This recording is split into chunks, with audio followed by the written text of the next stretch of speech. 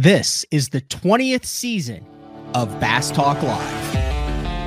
BTL is presented by Bass Cat Boats, Strike King Lures, Aftco, Pro Guide Batteries, Spro, Gamakatsu, The Bass Tank, Denali Rods, Beatdown Outdoors, and Sunline.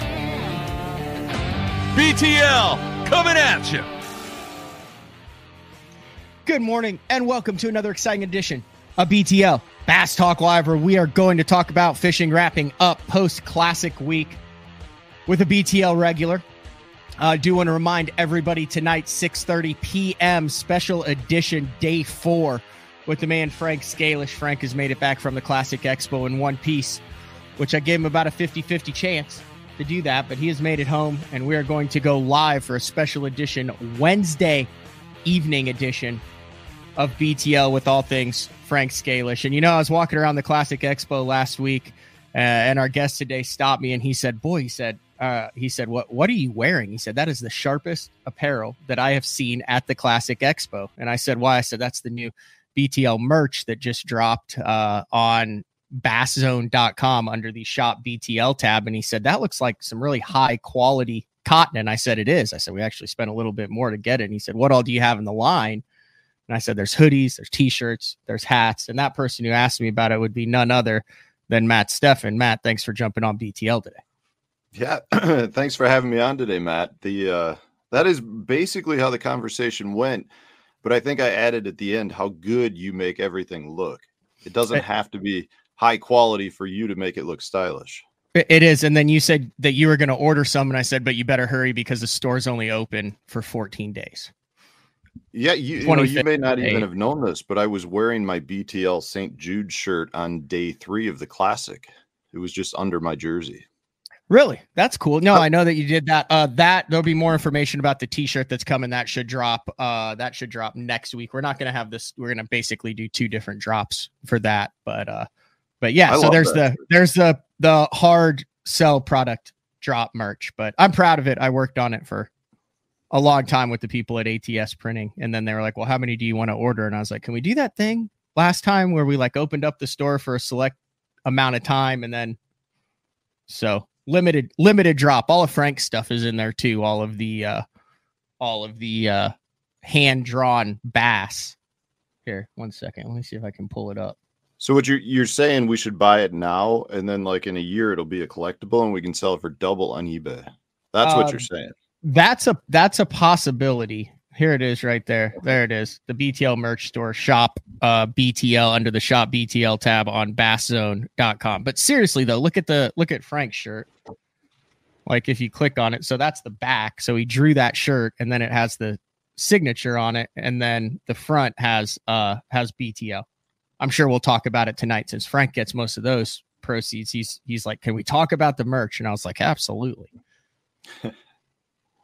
So, back from the Classic, we got a lot to talk about today. I've got a little bit of I don't even want to say a rant. I want to say that it is more of a suggestion for the folks at Bass. And I've already talked to Chase Anderson about this face-to-face. I've talked to Ronnie Moore about this face-to-face. I brought this up to Bass, and it's all positive.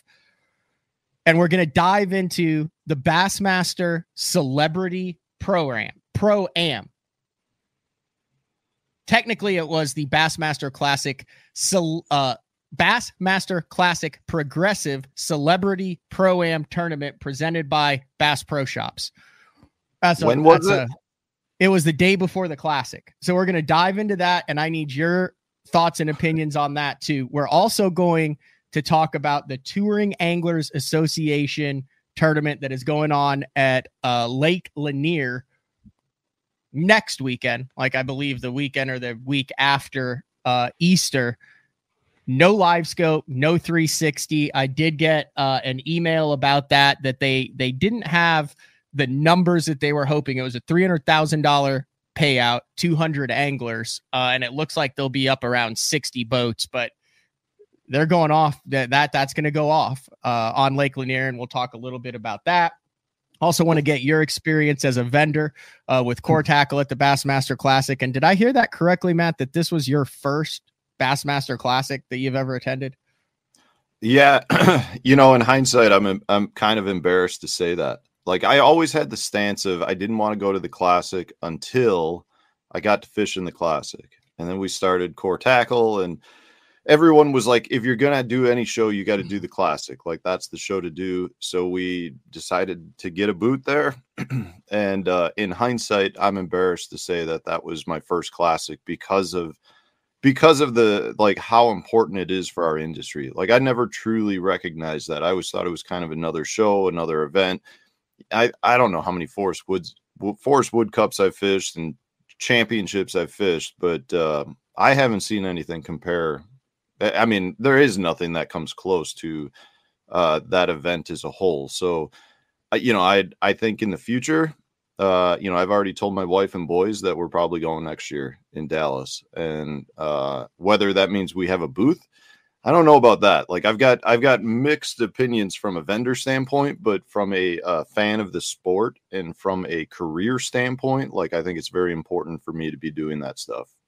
Well, let's dive into that. We've done a full week of shows with BTLs, starting basically a week before a Classic to the week after the Classic. Guys who have fished in it, guys who have attended it, pundits, people behind the scenes, people at the expo. And then on Monday, we had the champ, Justin Hamner, who led wire to wire to win it with a little over 58 pounds. He was on from the Bass Tank headquarters. But let's dive into the vendor portion of it, because I know that is very important.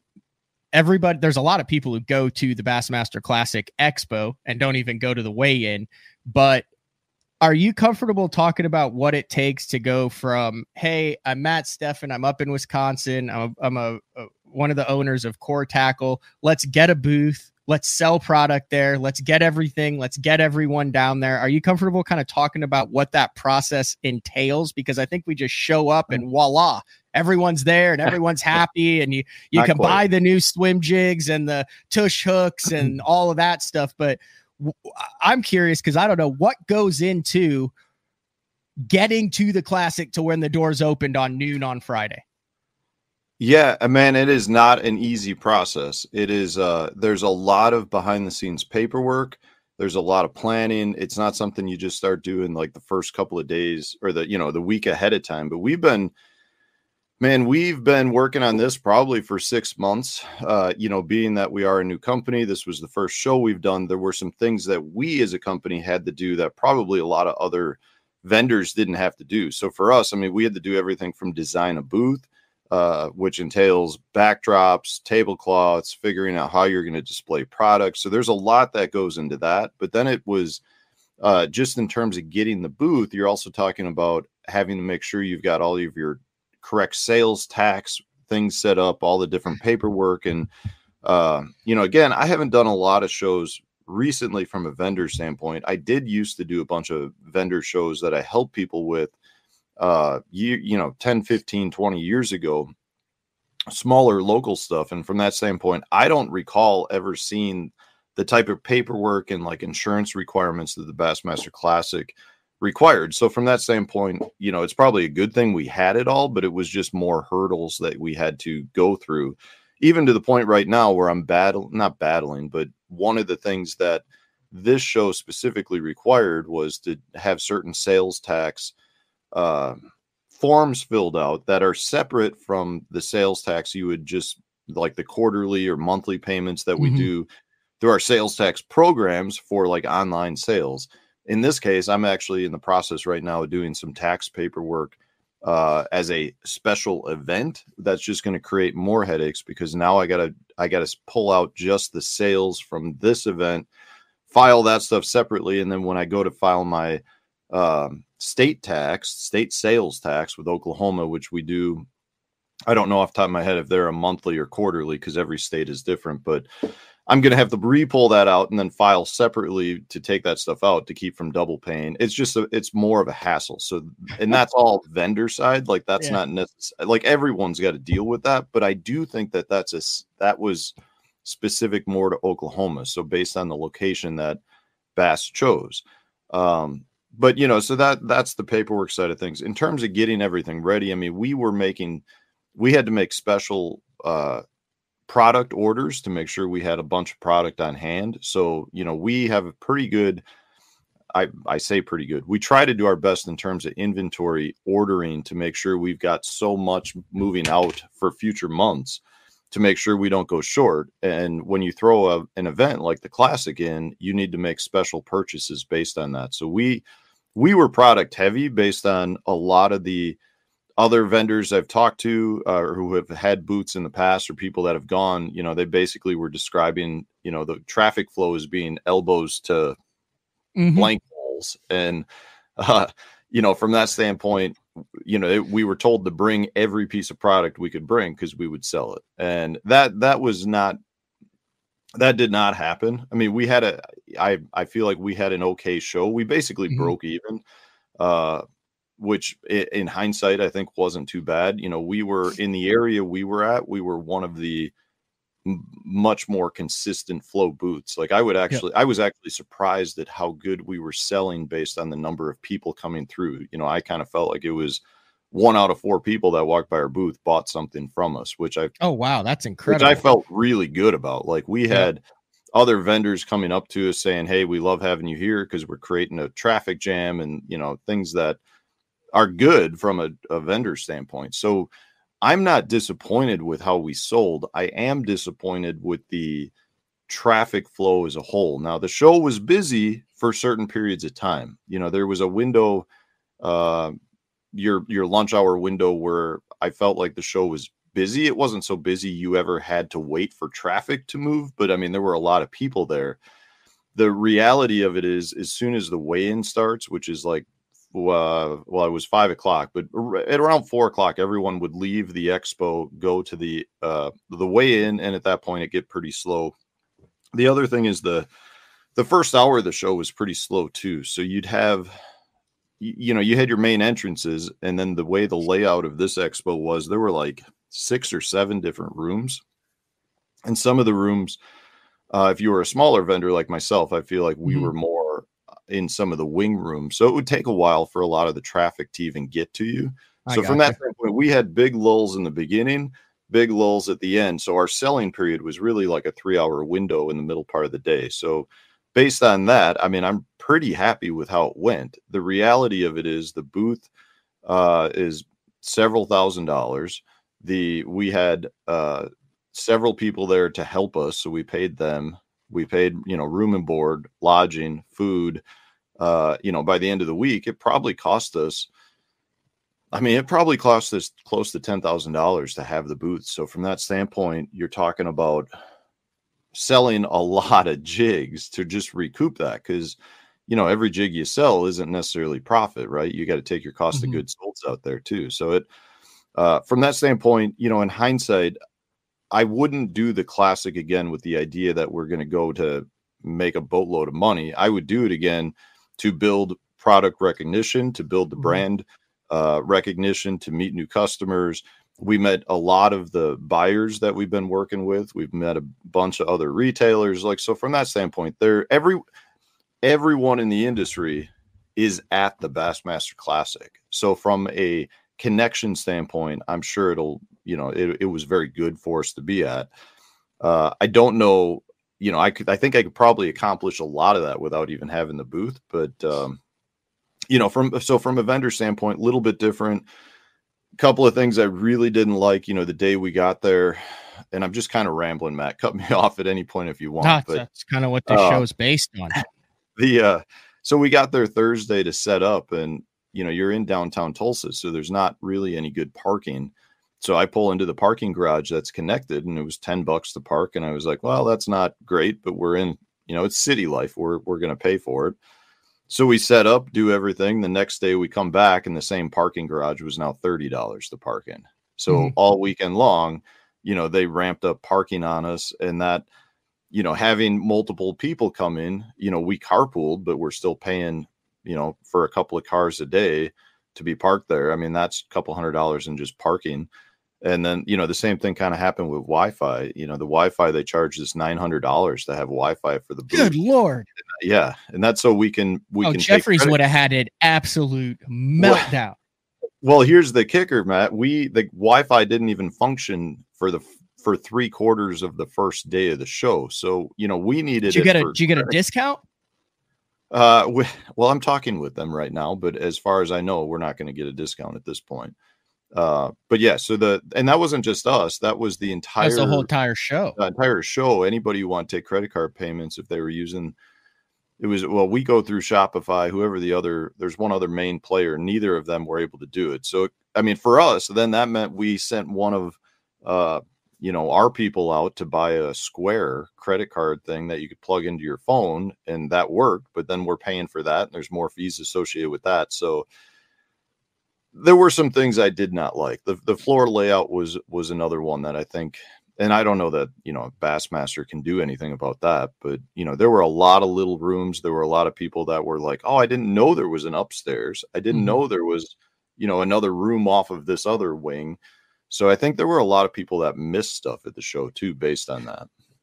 Did you get a chance to stroll around the show at all, or were you kind of tethered to the booth? Now, I know that you were working with Johnny Schultz, who was maybe in the booth for 15 minutes each day, tried to play the doing some work, spreading around the show, and you guys literally had to tether him to the core tackle in the deep dive booth on the final day. Yeah, that didn't even work. He chewed his way through that rope. Yeah, I was at the booth most of the entire show. I had a couple sponsor obligations that I went, so I was working other sponsor booths. But other than that, I really only saw what I was seeing on my way from our booth to those sponsor booths. I really wanted to be in the booth to say hi to the people that were buying our products. And I kind of feel like from a selling standpoint and answering questions standpoint, I'm probably, as one of the bait designers, the best to be able to answer those questions, which worked out fine. I mean, Johnny's a butterfly anyways. I mean, he gets in that environment. He can't sit still. He wants to meet everybody and see everybody. And for him, it was good for him to get out there and, talk to a bunch of people. And ultimately, I mean, I think that's one reason we're such a good team. I'm much more like hands-on, looking at the product type thing, and Johnny's got a much bigger picture for the company, and both of us work really well with that. One of the things that I thought was one of the highlights was you invited Courtney and myself to a little bowling one of the evenings, and I felt some pressure just because if you're a BTL listener, Mark Jeffries bowling, big part of his life. Third person to ever bowl a 300 game, both left and right-handed, 3-year professional bowling tour, league member, which is the elite series, of bowling, and 13 perfect games, I believe, under his belt, and the head coach of Southern Nazarene University bowling. So we come into this bowling, and it was a lot of people on one lane, 7, but it was yourself. It was current BPT Angler of the Year, Matt Becker. It was the hottest young angler on tour right now in Drew Gill. It was YouTube sensation and content creator Jimmy Easterling, who I had met a number, yourself, a number, Johnny Schultz. So it was a pretty packed deal. And I'm just happy that I was able to walk away with that victory. It was almost a victory by default, though, as I was the only one out of all 7 to break 100. Yeah. I don't know that I would be so proud of that. I mean, I think it was 110, 113. I think it was 112. And the only reason you were able to muster that out is because you finished the 10th frame with a strike and a spare, or a spare? A strike and a spare. I started strong and I finished strong. I did have 6 open frames in the middle, but anytime you can get a W against some of those names, I'll take that. And I take the pride, keep it in Oklahoma. I called Jeffries. I sent him a picture of the strike that closed the deal. And I said, hey, I'm representing here. And he said, well, what'd you shoot? And I said, 112. And all he said was, wow. In a not a good way. I honestly, Matt, I'm a little disappointed in you and your bowling skills based on having the ability to have been tutored by such a well-rounded bowler and Mark. Well, Like, Jeffries what is happened? not, How are you not better? because I have never gotten a single lesson from Mark Jeffries. I've bowled with him twice in 14 years. That Twice. amazes me. Why only twice? Like, I thought you were going to show one time up was at with the least- Bass Fishing Hall of Fame auction winner, and we had a great time, and I was absolutely on fire. I bowled like a 200 my first game and then backed it off to like 150. And then the other time was at like one of the fishing events. But I mean, he's always practicing. He's always doing his thing. So he just never has taught me anything. Now you could move the ball a little bit. Sometimes, you know, you'd move it from the middle to the gutter, but sometimes it looked amazing.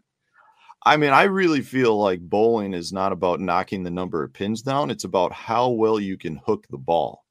So, like, to me, a good ball is actually one that rides the right gutter as a right-hander. One that, when I say rides, I'm talking it wants to go in the gutter, but you got such rotational spin on it that it like just pops back out. And then because it grabs at that point, it just completely hooks hard left and gets the left gutter before you even get to the pins. Like, to me, that's a good ball. Like, that's impressive. I could put the ball down and knock pins down. That's not a big deal.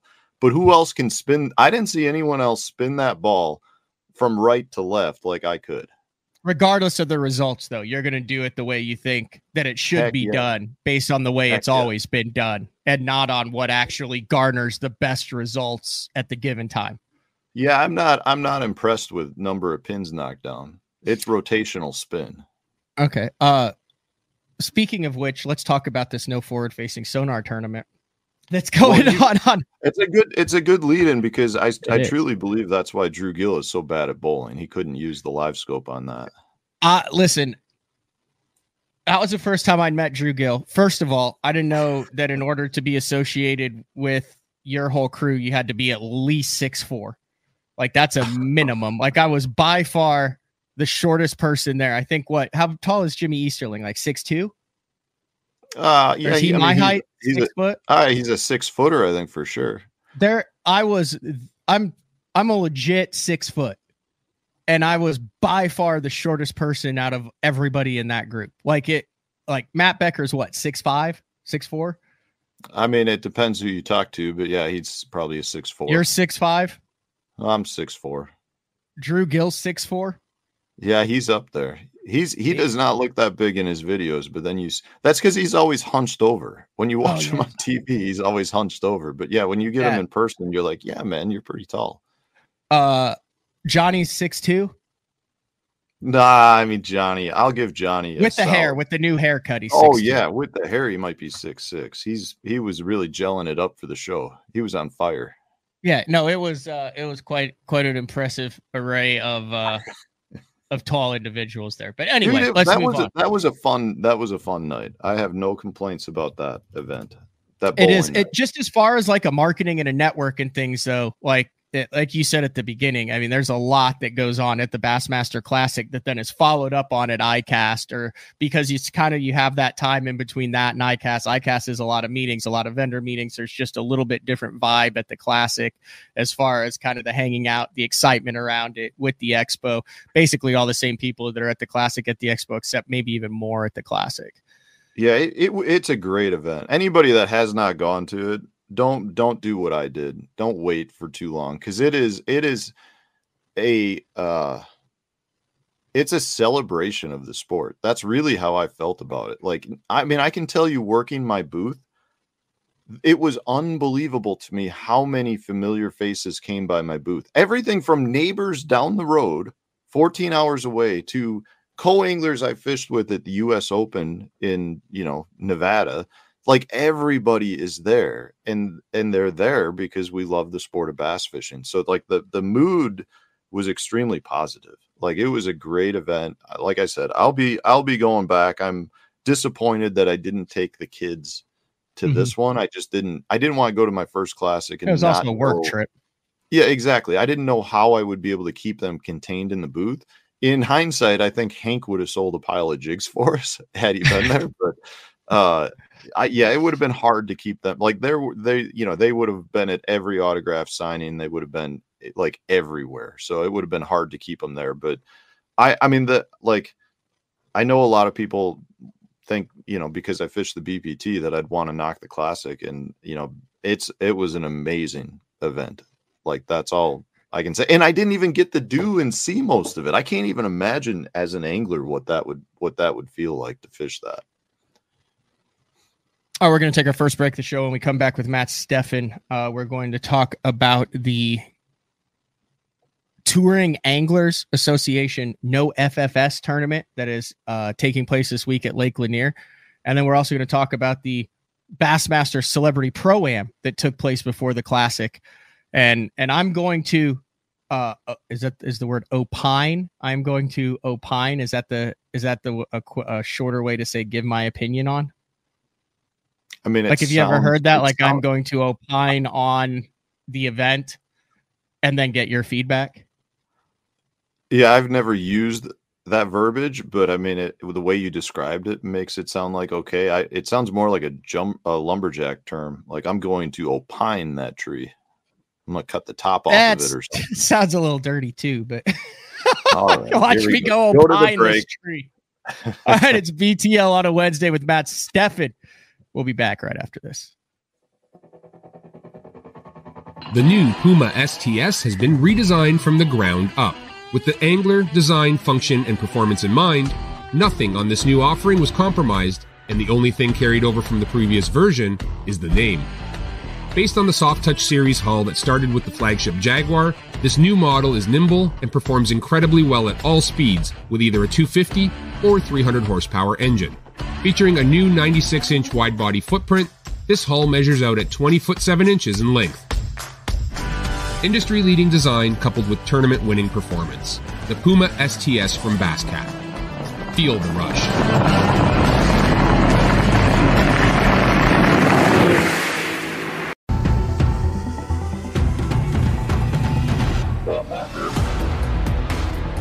Gamakatsu, the innovation leader in fish hooks, is launching Nano Alpha technology in 2024. Nano Alpha is a new finish available on Gamakatsu's most popular hook styles.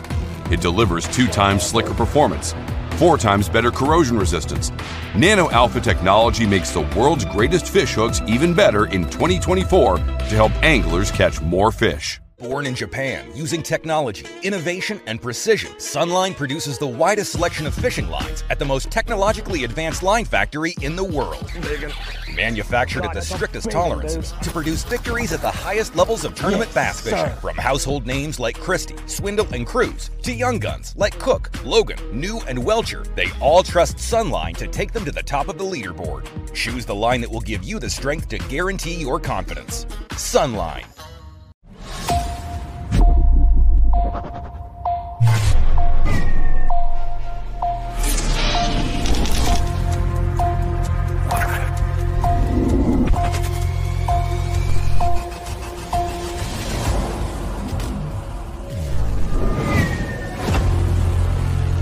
Everything you need, one legendary brand. Top 100, Strike King.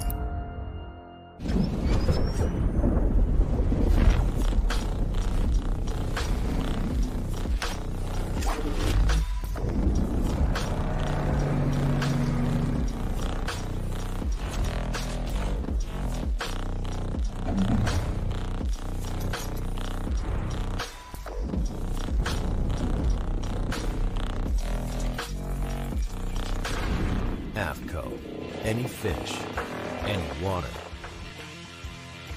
All right, welcome back. BTL on a Wednesday. Don't forget tonight, 6:30 p.m. Central Time, Wednesday, March 27th. Frank Scalish live.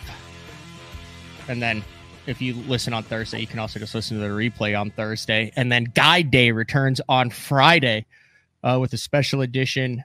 Casey Scanlon talking about guiding on Lake of the Ozarks for largemouth, for spots on one of the busiest fisheries, busiest lakes / productive fishery in the country. Fair statement on Lake of the Ozarks, describing it as that, Matt Stefan?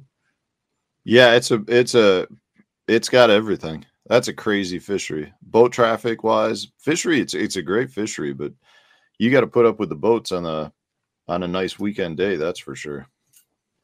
So I received an email and I talked to a couple people about this. I've talked to some people who are involved with it. I've just talked to some people who are fans of it. But this kind of made some waves when it was announced. The Touring Anglers Association, no forward-facing sonar, basically no practice, no forward-facing sonar, just show up and fish on Lake Lanier. I think, what is the entry? Is the entry fee $5,000 for this? Yeah. $5,000 for it. They're trying to attract both local sticks, people who want to do high dollar tournaments without the forward facing sonar, and MLF anglers at all levels and Bassmaster anglers at all levels, from the BPT and the Leets all the way down to the BFLs and the Bass Nation. And like I said before the show, I received an email. I don't know how much of this is out there, so I won't say his name on that, but thanks for filling me in on it. But I'm hearing names in this, and I don't know if this is 100% correct, but, you know, John Cox, Hank Cherry, Brandon Polinick, Andy Morgan, Joey Cifuentes, Emil Wagner, Paul Marks, Trent Palmer. And these are some of the 60 boats that will be competing on this. What do you know about this derby, Matt? Well, I don't know anything more than what they've put out there. I've definitely watched some of their video releases to talk about changes and how they're going to implement things. And I've been very impressed with what they're doing. I think, I think the concept is great. I think finding the number of guys that are going to fish a $5,000 tournament is more difficult than what a lot of people would assume. Mm-hmm. Especially if you start limiting tools that they can use. You know, I think there's a lot of anglers out there that are so comfortable with forward-facing sonar that if you take that away, they're not going to fish it. So I think you limit the number of anglers even more from that standpoint. Ultimately, as an angler, as an addict, I wish I was fishing the event. Like, that sounds like an event that not only is on one of my favorite lakes to fish in Lake Lanier, just from a fun standpoint. It's a body of water that you can fish shallow and deep. You know, it's going to be a fishery that shows out for the guys that are fishing it. And the fact that their payouts, at least on I think, wasn't it 200 boats they were trying to get?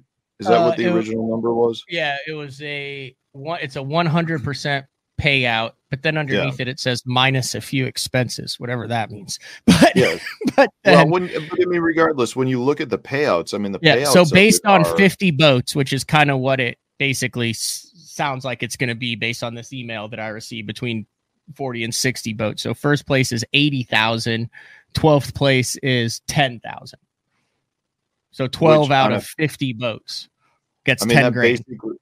That's basically paying out as good as a championship level event. Or better than a championship level event, depending on which championship level event you're fishing there, Matt. But if you talk about a local tournament, like if you're fishing a Nichols or you're fishing a Skeeter or you're fishing any of these major team tournament trails that you're talking a $500 to $1,000 entry fee, you have to finish like top to clear but to earn $5,000. If you're getting 10,000 for 12 and you're in 5,000, let's just take expenses out, to get 5,000 profit on your entry fee, you have to finish either first or second or third in every single one of these 300 plus boat tournaments. And this is based on a 50 boat, but you're also $5,000 in if you go out and it doesn't work out for you. Listen to some of these rules.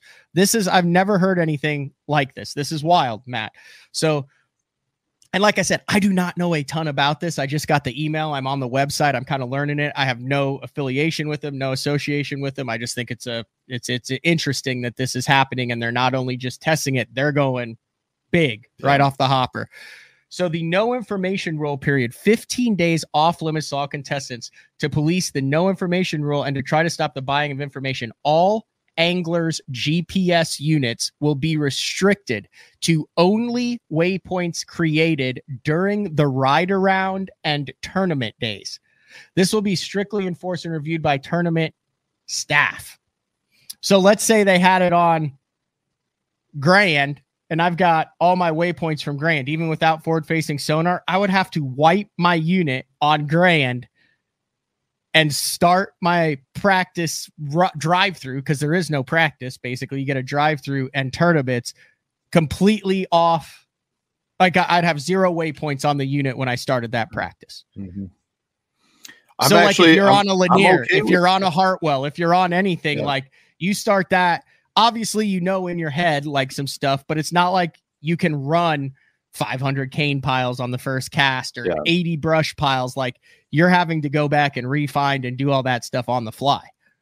It definitely, well, it does a couple of things. And first off, I would be willing to bet you the majority of touring pros wipe their unit clean before each event anyways. We've got everything, saved, and your units run so much faster if you don't have 10,000 waypoints on it. So like for me, my unit will be clean for the next event. Now, if I had waypoints already for Dale Hollow, I would have those loaded up into it. But in this case, it's like I just can't upload anything. So I think that sounds really bad. Like you got to erase all your waypoints. Well, the reality is you save it to a card and then save them back. You load them back up after. No, so I know, but for this tournament, you can't have it. So let's say hypothetically they had one on Hartwell. Yep. I like Hartwell a lot. I have no issue fishing without forward-facing sonar on Hartwell. But, when I heard that I would be like, yeah, I would do that. That would be awesome. You wouldn't know what's on the cane. You wouldn't know what's on the brush pile. You'd have to fish it. But now I'm like, why would I drop $5,000 on that? Because I've been there twice. I've marked a ton of cane, but I don't know it well enough to like run back to it and check it. So I'm not going to dump $5,000 into it because I know that every single local that's there or anything can do a milk run in their head without a waypoint. Yeah, it's one of those things where I do think it does give some advantage to the locals who probably can go out there and remark everything. If they know exactly where to find the brush piles, they can go out there, remark them pretty quick. But at the same time, they still need to go out there and remark it. And if that's what they want to spend their time doing, they can do that. I guess I just appreciate the idea of trying to create a fully level playing field, which is what I feel like they're doing, regardless of forward facing sonar or not. I just like the fact that they're saying, you need to wipe all that information off and we're only really going to go out. What's the ride around's only a couple hours. So isn't it? Instead of a practice round, there was a 3 to 4 hour ride around on the lake on Monday before the tournament, but during the ride around, no fishing is allowed. Yeah. So, I mean, it's pretty crazy. Like, I mean, it's basically saying, okay, guys, you're going to go out there and, try to almost wing it. And so there's part of me, it's like that gives huge advantage to the guys that are able to figure it out first versus like somebody like myself. I feel like I'm always figuring stuff out on the third day of practice for me. And a lot of that's because I'm taking all these little things from all over the place and then I'm really refining it based on my last day of practice. So it would probably not be a great thing for me from a fishing standpoint, but I love the idea of like, okay, I like the old classics where people got on a plane and they took you someplace. Like to me, that's an exciting way to fish because you're really seeing who can fish, who's relying on their skills and not other information or, whatever else is out there. So the full field fishes first 2 days, then they cut to the top 12 for the final day. Equipment restrictions. The following equipment. This is another thing that would keep me from fishing it. The following equipment must be removed. Look, it says it right there in all capital letters. Removed from the boat before the ride around and endorsed by tournament staffs. Item removed include live scope, forward-facing sonar, and 360 imaging transducer. Dude, once my live scope is dialed in and mounted, I ain't taking that thing off. Like, I mean, I'm with the bass tank and stuff, but like to actually remove that is... Dude, I just got a new mount for the transducer graph, and I've been so happy with how my active target has looked this year. I don't even want to put it onto the new mount to hold it because I'm like, exactly. Once you get used to something, it's dialed in, you don't move that. Like that's your baby. But I know that's nitpicking on this stuff, but I'm just saying. I think they changed that recently. I thought I saw a video that said that they were not going to make you remove it. What they were going to do is have you unplug it. And then on the end of the plug, they were going to put like a tag, a tamper seal resistant thing to make sure. If that was and it would be numbered. And if it was removed or tampered with, you'd be DQ'd. Okay. Which would be a good way to do it, assuming that whatever they're using can't actually be removed or copied and put back on. But I like the idea of that, because I mean I'm the same way, dude. To remove that stuff, like if they made you take the black box and everything out, it would be an absolute pain in the butt. Yeah, not happening. So it's interesting. I'll be very interested to watch and see how it goes. I think there's a lot of people that are probably going to be watching this tournament to see how it goes. I'm surprised they're doing it with 60 guys. I thought they were pretty clear in the beginning that they wouldn't do it if they weren't close to that 200 number. Yeah, I think it's an uphill climb because, like, I know how good those guys are on Grand. I know a lot of the guys who put the brush piles out that Justin Hamner won on. I've competed against a lot of guys that I would want absolutely nothing to do with for $5,000 and no forward facing SODAR and no waypoints on my unit. Not that that's a crutch for me, but there are guys who literally can run the tournament in their minds. They know what the brush is like because they put it there. They know exactly where each one is. And they beat you 8 out of 10 times anyway. I kind of feel like this tournament could just be a donation to Emil Wagner. Like he's I mean, in my opinion, he's the best on that lake. So I would be surprised to see him not do quite well on this. Yeah, he's going to win. Sorry, Phoenix is saying I keep talking over you. That's like my one bad thing that I do on BTL. I keep cutting you off. That's my bad. No, it's not. Yeah, it's not you. It's me. Nah, that's my one consistent gripe or constructive criticism for BTL. Is I get fired up and then I just talk. Hey, I do want to tell you a sidetrack, because we always talk a little bit about gas stations. After Redcrest, so I had Sarah and the 2 boys with me. So we stopped at the one just north of Birmingham on the way home. And it was like the boys were at a amusement park. It tacked on almost an hour onto my trip. And they loved it. They got their picture taken with Bucky, and they thought it was the best thing in the world. I thought I would tell you that. Nice? It didn't change it. Yeah, Bucky gave him a high five and a sticker. It did not change my opinion on the Quick Trip still being the best gas station in the world, because it's a true gas station and not a destination of whatever Bucky is. Oh, no, you didn't. I didn't know. Can I show your kids on this show? I didn't mean to. I was I never thought about that. They're on my channel all the time. Okay, well, when you're a celebrity, I didn't know. Yeah. No, those are 2 big smiles. After we stopped there, they wanted to know how many more Buckies we could stop at on the way home, and luckily the answer was 0. There were no more Buckies. What was the thing of the favorite item that that you guys purchased? Oh man, we came out of there. Well, Duke had like a lanyard, like one of those retractable lanyards that he absolutely loves to have.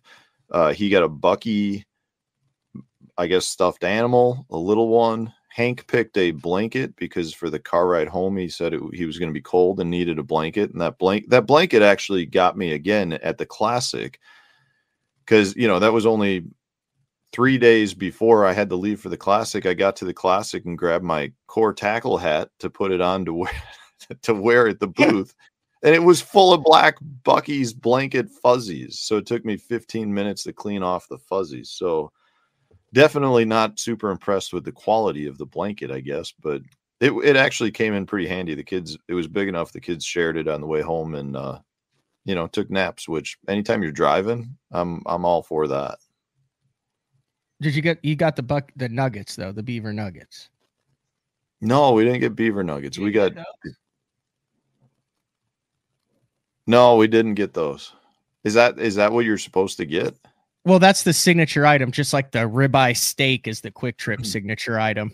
Bucky's beaver nuggets. we probably had them in our hands, and Sarah picked it up and looked at the nutrition label and went, "Oh, hell no." Yeah, I grabbed some. I grabbed some of the potato chips, like they had fresh potato chips, and we didn't look at it until we were in the car, and Sarah looked at them. She's like, "How is all this garbage in potato chips?" She was not happy I was eating those. Let's put a bow on the no forward-facing sonar. Listen, like I said, I'm just talking about it as I learn about it on the show. I'm intrigued with it. I'm not opposed to fishing it. Quite frankly, the $5,000 entry fee is not maybe not in my budget, like with $1,800 for 9 opens this year, but I'm interested. I will be following it, and I commend them for what this TAA has done in offering this and seeing what the interest is in it at a high stakes level. How's that sound? Yeah, I agree. I want to see where it goes. If there was one up here in my neck of the woods, I'd probably jump in and fish it. But I'm curious to see how they're going to do if they're just making one-off tournaments here and there. Like I tend to think that the majority of professional level anglers would like to fish a high dollar series, knowing that there's some end of the year championship, that there's some sort of point system, because if you have a bad tournament, it's not just throwing money away. You can still make that up and kind of recover it in the future. Mm-hmm. What else? Oh, okay. Let's talk about the Celebrity Pro-Am then. So you didn't even know about this tournament, did you? No, when you said Travis Pastrana, I saw flipping through social media, I did see some form of post that he made talking about Scott Martin. But I don't. Yeah, he fished with Scott Martin. I didn't know that was because there was a actual tournament going on. So what it was celebrities with. Did you see what Sarah's watching? Apparently, she said the fudge was no good. We literally threw out most of the fudge, which was disappointing. Buc-ee's is more known for their brisket and meats and not their fudges. I mean, they tout that Wally's is known for their popcorn. They tout that they've got a big fudge thing. I was unimpressed. What was wrong with Anyways, so my question with respect to what was wrong with the fudge, Matt? Like what made it inedible? Fudge is not supposed to be grainy and rubbery. It's supposed to melt in your mouth, and the sugar is supposed to be fully dissolved. And the flavors were also not good. I was unimpressed. I wouldn't necessarily call myself a fudge connoisseur, but I was unimpressed.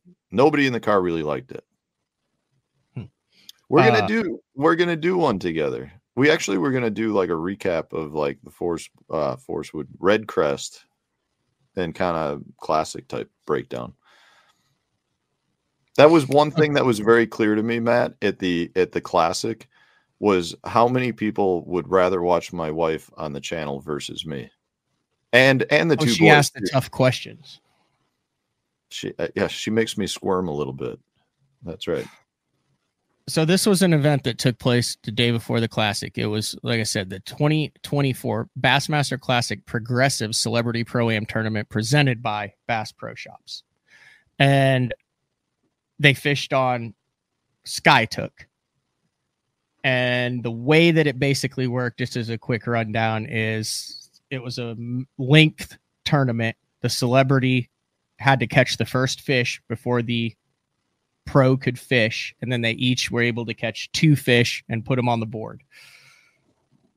Logan Parks did it, Seth Feider, John Soka, Chris Zaldane, Jamie Hartman.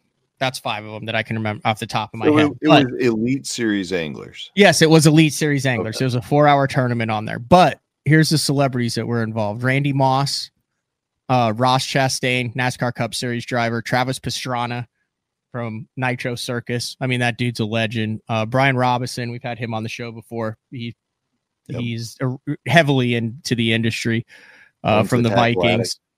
Yeah, Cody Cannon, same thing with that. He's also owns part of the company, I think, in the industry too. He's with Whiskey Myers. Co Wetzel. Hood Fish Entertainment, social media influencer. I've been a big fan of him because he catches a lot of sheep's head off the piers in Florida, which is my favorite way. And then Sydney Wells from Barstool Outdoors. So that's there's some big names in there. A lot of social media influence. And well, I wanted to follow this because I wanted to watch Scott Martin and Travis Pastrana fish. And they did some stuff at Media Day for it, but I felt kind of bad because I was trying to follow it. And the only way I had like one of the anglers' wives was like sending me updates, just screenshots from the deal that it wasn't like for the public. And I was like, man, I want to watch this. And then Pastrana did like a Facebook Live from it and guys were posting from it. And I started looking and I'm like, you got like 10 to 12 million social media followers between these people, and like 2% of them follow Bassmaster and the anglers that they're fishing with. Like, that's a big opportunity. Yeah. I mean, so did they push it out? Was it anything more than just kind of like on their website? Who won it? No. So Hood Fish Entertainment and Chris Zaldane won it. Chris hooked him up with a net, and I guess he went nuts, caught like 15 keepers, and then Chris caught a 4-pounder right at the end to win it. He won a boat, not Chris, but his partner, Hood Fish Entertainment. That's what he goes by. So the winner got a boat? Yes. From Bass Pro Shops, an actual like vessel with a motor and rigged out and everything. So it was a big deal. And I was like, dude, like this needs to be a thing. Like we need to get Co Wetzel, Travis Pastrana, and Randy Moss like across the classic stage. This needs to be pumped up big time before this event. Now, I do know that it was, I don't want to say a last minute, but it was not something that they'd worked on. You know, they'd had some stuff, I think, with Academy for the last couple years that they'd worked on and things. So this was with Progressive and Bass Pro Shop. So this was not something that they'd worked on a year in advance. And I do know that a lot of the celebrities took it incredibly seriously. Because, you know, Robinson doesn't want Randy Moss to beat him, and Randy Moss doesn't want Brian Robinson to beat him. But here's my deal on this, Matt. This is the perfect opportunity to reach exact target audiences that would potentially a portion of them become fans of professional fishing. If this thing is blown out next year, we get them across the stage, everybody knows, and the celebrity pro-am becomes a real thing, especially in Fort Worth next year. Like they have the perfect opportunity to reach 10 million people who like things that go fast, jerseys, shiny cars, competition, winning, and trophies. Boom. Here it is right here. Celebrity Pro-Am. Make it a thing. Put some money into it. Hey, dude, anything to help push the sport out to, not even fans, but to viewers that are unfamiliar with the sport is definitely a positive. I mean, I don't know anything that took place with this event. My assumption is they didn't do anything at the expo, but if you've got those celebrities, I would go out and fish whenever. So they must have done it on the day off of the anglers. And then at that point, well, they did it with anglers who didn't make the classic. I wouldn't. Oh, so what date? Oh, they did. Oh, gotcha. They did it on Thursday, Media Day. So you do it. So do it on the first day of the expo with those anglers. And then you have the weigh-in on the stage. So even if there's only 10 or 15 boats, everyone at that expo would love to see, they're not their favorite. Well, I mean, Scott Martin, they'd probably love to see, but Scott Martin with Travis Pastrana would even be 10 times better. I mean, these are people that a lot of people in the fishing industry are familiar with, but they don't ever get the opportunity to see them. So put them, you don't have to put them on the main stage. Put them in the expo, set a stage up and have them at the expo, or have them come across the live stream, do something where the fans can come in contact with those people, and it would be ridiculous. I mean, you got to make it feel like the classic for them. You got it. That's what I said. When they hand that, you got to get it to where those guys can feel like, oh my gosh, this is what it feels like to win a bass tournament. Yeah.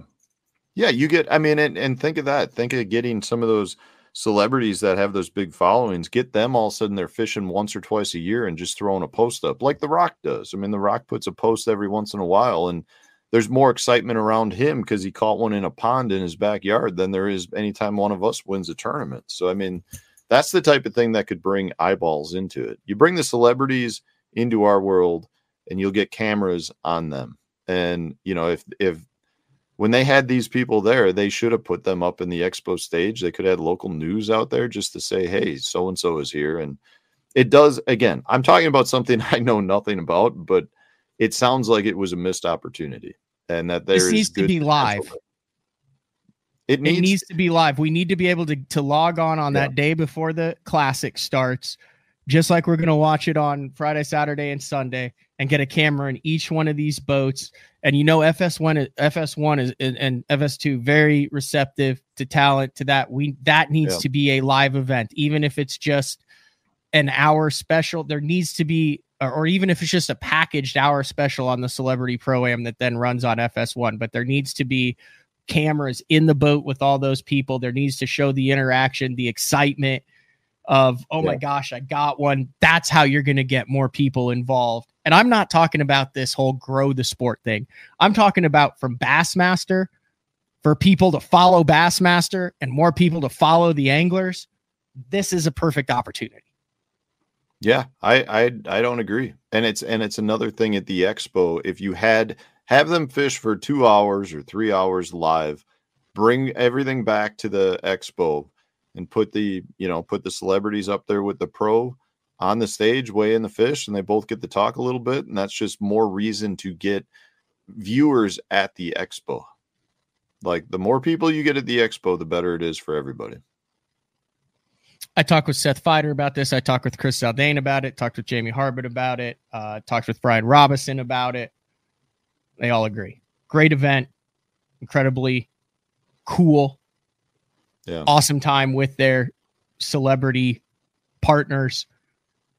Make this a big deal. And so we're at Media Day, and Chase Anderson walks by, and he's like, hey, what's up? And I just jumped right into it. You've got such a great opportunity here. This needs to be bigger. And he's just standing there going, dude, I was just trying to say hi, I think, in his head. And I was like, this needs to be a thing, blah, blah, blah. So then I see Ronnie, and I lied into Ronnie about it, blah, blah, blah. And he's like, dude, this was like, we were working on putting this together. This was not something that we knew was going to happen 6 months ago, a year ago, etc. But so the people at Bass have seen the opportunity. I hope they start on it now to work on it, because awesome opportunity for Bass, for the celebrities, etc. There's my piece on it. And Chase agreed with me, but I think Chase would have agreed with anything, because, like I said, I gave him an earful for a solid minute and a half about it. Not in a negative way, but he was very probably got jumped. He probably got jumped by like 50 people a day that were like, you got to do this, you got to do that. And, I know. I mean, Matt, he probably doesn't even know who you are. He just chalked you up as to another fan that had gripes. That's very true. That's very true. He probably had his security detail right behind him, about ready to kick me out of Media Day after my rant. So what did you think about the Classic? I never asked you. Like, so overall, you've been to like every one since you were 12. So where did this one rank? This was a very solid Classic. I thought the expo numbers were very solid. I thought it was a very functional expo. I kept saying, dude, it's going to get so crowded in here, you won't be able to move around, but that never happened. I'd be interested to see what Bass comes out for the numbers, but it was very well attended. You also have to remember it was the third one that we've had since 2013 in Tulsa. There's also a demographic of people that go to the lake and don't go to the expo, or guys that go to the expo and don't go to the lake or whatever, since it was 90 miles away. So I thought the expo was incredibly solid. There was some areas that were harder to find than others, but as a whole, it's a very easy expo to move around. I like the fact that you can walk straight across to the BOK Center. Yeah. Bass has struggled and will always continue to struggle. You know, you got 56 guys in this thing, and you never know when your last Classic is, and you have to give the guys time on stage. You're Red Crest competitor because you know how hard it is to get to championship level tournaments. You have earned that time on stage for your family to talk, to say your piece, to walk across it, to hold your fish up, even if you didn't catch much. That is one of the main reasons why all these guys do this all year, for that opportunity. Now you got a 4.5 hour weigh-in the first couple of days because of that. So, you're in a bit of a pickle, Matt. Like, what do you do? Like, seriously, what do you do? Do you have any ideas on how you speed that process up so you got people that want to go to the first and second day weigh-in and not either be drunk or bored halfway through it? I mean, I would be willing to bet you, based on my experience in other championship level events, that, you know, the staff were probably encouraging them to keep the first day of the event short on the weigh-in stage, knowing that every angler has the ability to weigh in twice. The thing is, it's such a big stage. None of the anglers really want to miss out on that opportunity. And I mean, I'd be willing to bet you every one of them had family and friends that were there to watch them. So you want to get up there and at least speak for a few minutes, because you do have people that came from across the country to watch you, and you've earned that right. So from that standpoint, I don't know that they can change a whole lot. Potentially, maybe you cut the field down a few spots. You know, there's a bunch of people that have been invited in that aren't necessarily qualifying through the elites. And I'm not saying that's wrong. I'm just saying, like, that's where I would potentially think about cutting spots. But I also know how valuable, like, you know, a spot is to get there through the opens. I mean, Adam Rasmussen is a buddy of mine, and he almost won the dang thing. Like, I mean, and he qualified through the open. So I don't know that you want to take away from that, but there's definitely, it's a long way in. Like, I mean, I was at the expo for 2 hours while it was going on, and then went and basically finished dinner, and it was still going on. I mean, it was like, man, I just wanted to see who was doing what at the end of the first day, let alone be there. I mean, how did you see how good the turnout was the first day in terms of a crowd? So no, because I knew what it would be like, and I didn't go until the final day, because for so many years I had to, you know, interview every single guy who came off the stage. I didn't have that opportunity. I was with Courtney. It was her first classic. I wanted her to see the final day. And the final day was long. It was amazing. Mercer did a fantastic job. It was exciting. It was still long. You know, they did 19 guys, and then they did the Super 6, but it's also supposed to be a bit of a spectacle. But she did look at me midway through the 19 and say, I'm glad we didn't go to days 1 and 2. Because it's 56 of those, and there's no payoff at the edge. You're not waiting for the Super 6 and the lights to go down and the smoke and them to come out and Mercer to introduce them, that the goosebumps deal that everybody gets where they're sitting up there watching it. Do they need to? So 2 things on that. Mercer is phenomenal. I don't know how he keeps the energy level that he does, and how, like, do you know, does he have that stuff memorized, or is that just off the hip? Like, is he just firing? He's fired. He just knows that. Well, he also lives with these guys. He's done it for 14 years. Oh, 100%. He knows those stats. But when he was yelling all the guys' they're talking about all the top of the stats. You know, he's a 3rd-year elite search pro, so top 10. No, I can't. All that, and then like Coupe Gallant walks out and everything. Like that's just him. Like that's him memorizing that stuff and in the moment being able to do it that smooth. Yeah, he's so good at keeping the excitement level. Because, I mean, honestly, that crowd excitement level, so much of that comes from him. Like, if he lost that, the crowd would lose it. So, like, that's super valuable. And then, like, he's really good at just adjusting. You know, if an angler makes a comment or makes a joke, he's able to take that joke and real quickly work that back into, like, the rest of the interview. And he's really good. The other comment I'd say about the final day weigh-in, I felt like they lost. I felt like the excitement level was very quickly diminished because they did not do the fireworks and confetti and all that. So, you know, they announced the winner, and Justin kind of walked out there, threw his hands up, and then there was like some walking around. You know, there was the trophy handoff. Like, why would you not just make the place go nuts and then do the trophy after that? That was a takeaway I had, where I was like, man, I felt like the excitement level was not there for the win. It's been like that every year. I don't know what it is logistically, but it needs to be, here's the final 2, here's the winner, chaos.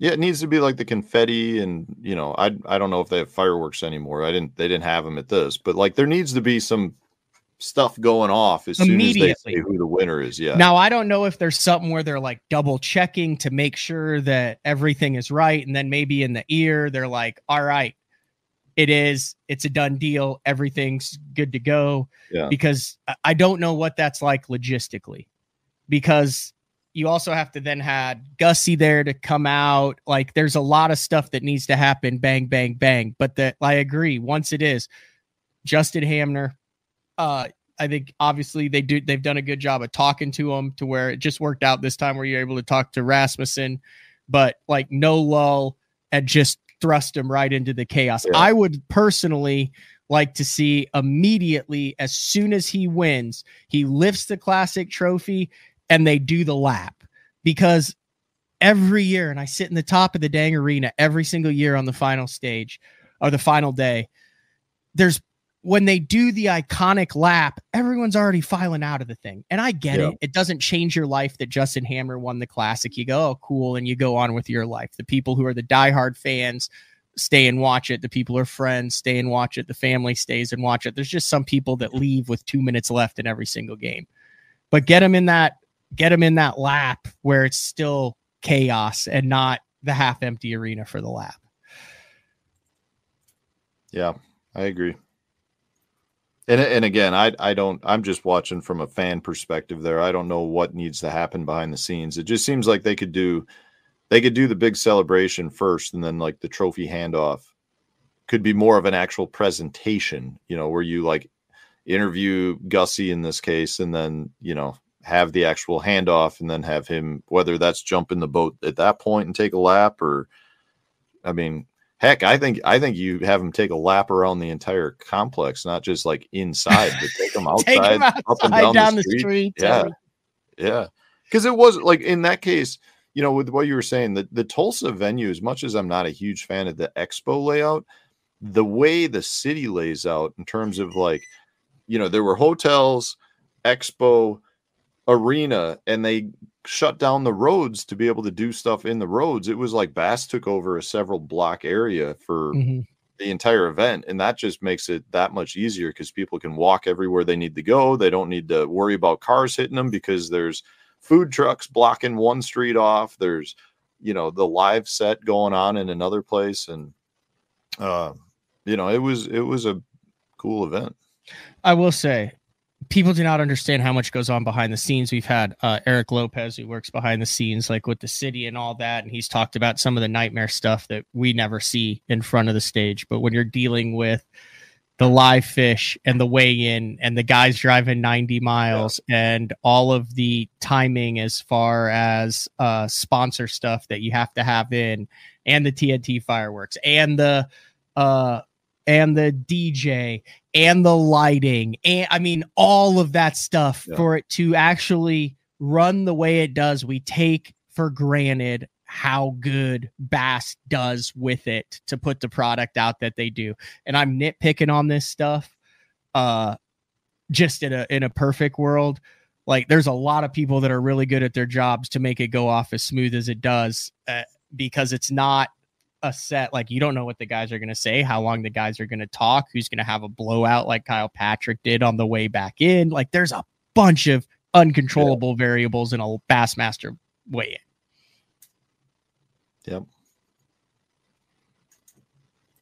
Yep. Onion, like Nick said, lots of layers. Onion guys.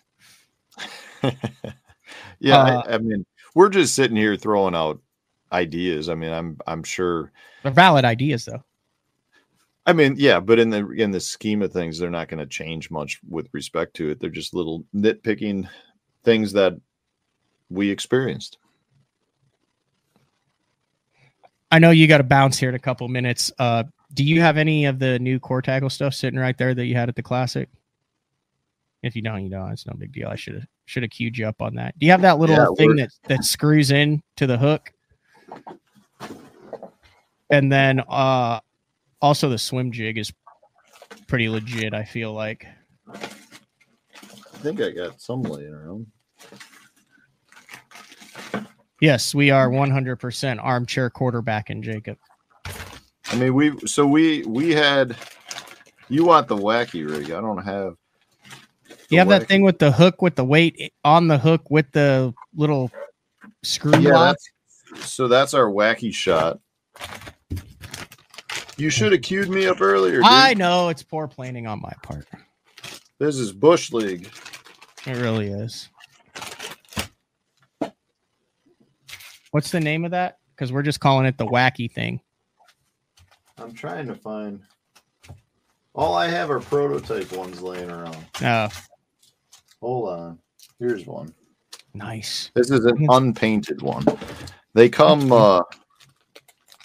in black is the only color, but so that's our wacky shot hook. So it's a finesse wide gap hook. I don't know why it's so hard. And then I had a custom enlarged hitchhiker mounted below it to mount your wacky rig into it if you want, or if you're going to use the new cue ball from G-Crack, which is where it's getting a lot of attention, but you basically just mount it, your wacky rig right in the center, just like you would with an O-ring. The difference is, so this is actually a Japanese technique, again, that we're trying to bring to the US because it's been awesome. So when you lower the weight down to the point where it touches the worm, it slightly increases your fall rate, increasing the vibration of your wacky rig arms. So in this case, this is a 1/28 ounce weight. We've got an 1/8 ounce as well. We're also going to be doing these on NACO style hooks. So for those of you that like a bigger hook, we're going to have that too. But a little cool little piece. Like I said, they're all black. This one is the unpainted lead. I don't know why so you're so fuzzy sometimes. Sometimes you're a tad fuzzy. I don't know why. And then it'll go super clear and then you're fuzzy. Like if you don't move at all. Like don't move anything. Like look at the camera and don't move in the non-creepiest way possible. See, you're clear, and then you start moving, and then it gets fuzzy. I don't know why. It's always like that with you. Probably crummy Wi-Fi. We've got a little finesse. This is our finesse tush, so that's our swim bait hook. It's made on a light wire 2-aught hook. We got 1/8 ounce, 3/16, 1/4 ounce. This is a little killer. This is actually the same hook that was in the Dirty Jigs Guppy head, only instead of it being a 90, it's a 60. So if you're familiar with that, that's the hook. We had a couple new sizes of Ozark rigs come out, a couple of new sizes. We had a heavy duty hover rig, so a 6/aught 1/4 ounce come out. Do you have the swim jig? Oh yeah, and with the swim jig. What did you? I thought that was super cool. Here, I do have some swim jigs. These will be hitting the website coming soon. So we've got, well, they're still in the bags, but this is our shad color. We got Goldilocks, which is my all-time favorite color.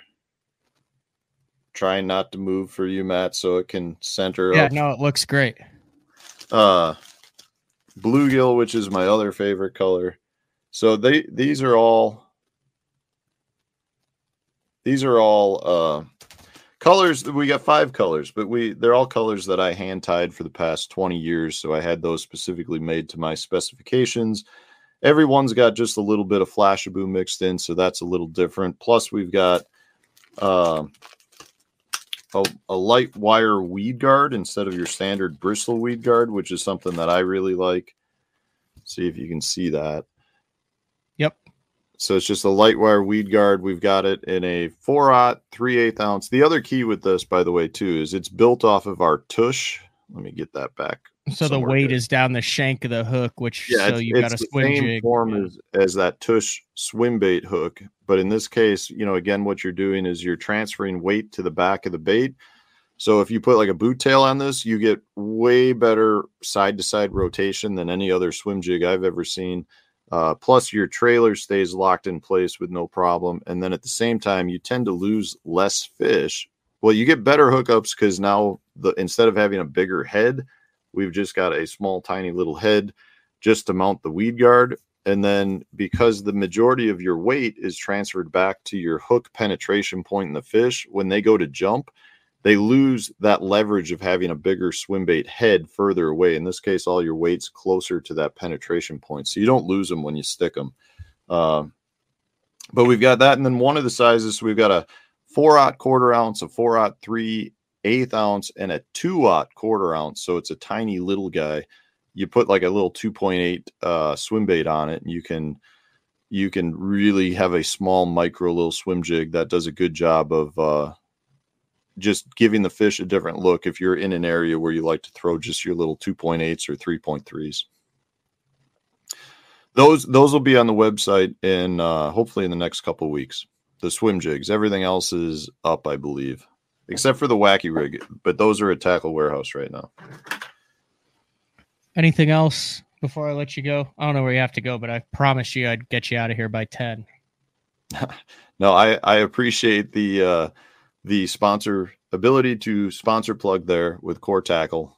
Well, it wasn't more of a sponsor plug. I think it's cool because we have Johnny on the show a lot. We have you on the show a lot. You guys are kind of the co-founders of Core Tackle, and it just started with the one hover rig.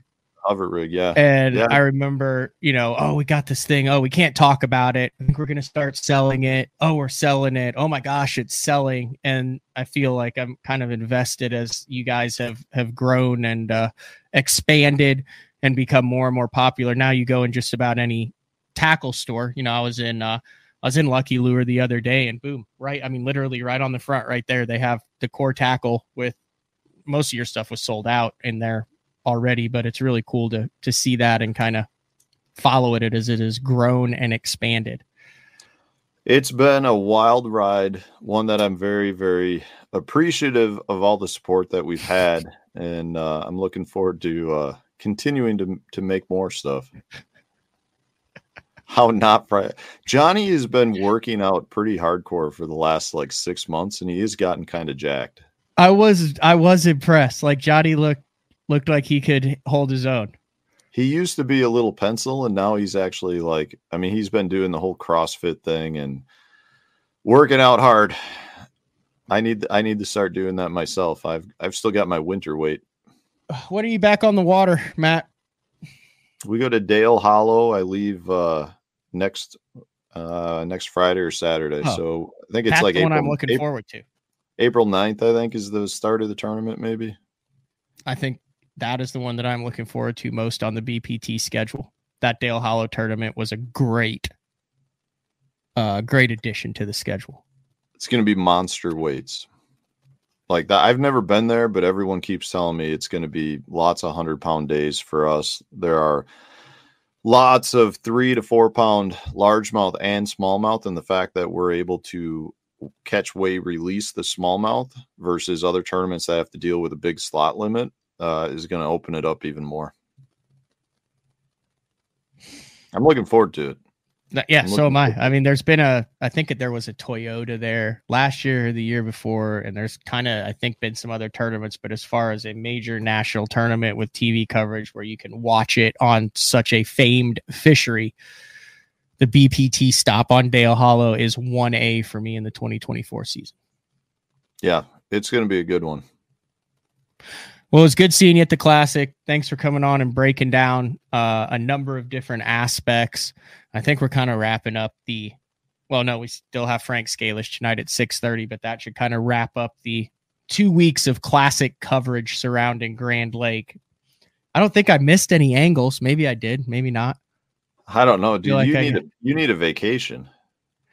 Well, I'm going to California for Easter, and on Friday, because that's where Courtney's family's from. So on Friday, I did guide day last week with Captain Ben Florentino, who's one of the legendary saltwater bass, so calico bass guides and tournament anglers out there. He's like, he says it, but I also know Matt Florentino because he works for AFCO. I'm like, when you get out here, you need to get on the water. So I saw Matt at the Classic, and I was like, yeah, I'll be out there for 4 or 5 days. He's like, really? So he texted his dad, and Friday we're going out to Catalina Island, like the Catalina Island, and we're going calico bass fishing. So I'm beyond jacked for that. Yeah, that'll be fun. What part of California? Southern California, like right around that Laguna area, Orange County. Oh boy. Well, that'll be interesting. You think you're going to be able to fit in down there? I've been down there like 2-3 times before. Absolutely. Oh, you're going hardcore meeting the family, huh? I've already met him a bunch. Yeah. Wow. Getting serious. No, it's Matty. super laid back. It's like one of my favorite parts of the country. Just it's really expensive. Like everything is like really expensive. Well, But other than that, it's fantastic. If you see LC from Laguna Beach, tell her I say hi. She's I on forgot the list. we're the same age. We were big. Like I said, like I watched that. I was like a freshman at OU watching all that stuff. Were you a Laguna Beach or a Hills fan? I mean, both. They went hand in hand, right? That was one reason I was kind of disappointed Jay Cutler broke up with Kristen Cavallari. Yeah. All right. I got some stories. I'll give you a call after the show. So sounds good. It's all good. I appreciate it, dude. Thanks, man. See you guys. Good luck at Dale Hollow. Thank you. See ya. All right, that was Matt Stefan. That'll wrap things up for today's edition of BTL tonight. If you're watching this live, March 27, 6:30 p.m., which is a Wednesday, day 4 with the man Frank Scalish. BassZone.com. Click on the tab. Shop BTL. Merch store open through April 8th. I am 6 foot and 180 pounds, and the large fits me in the t-shirt and the sweatshirt. So thanks for tuning in. We'll see everybody tonight. Later.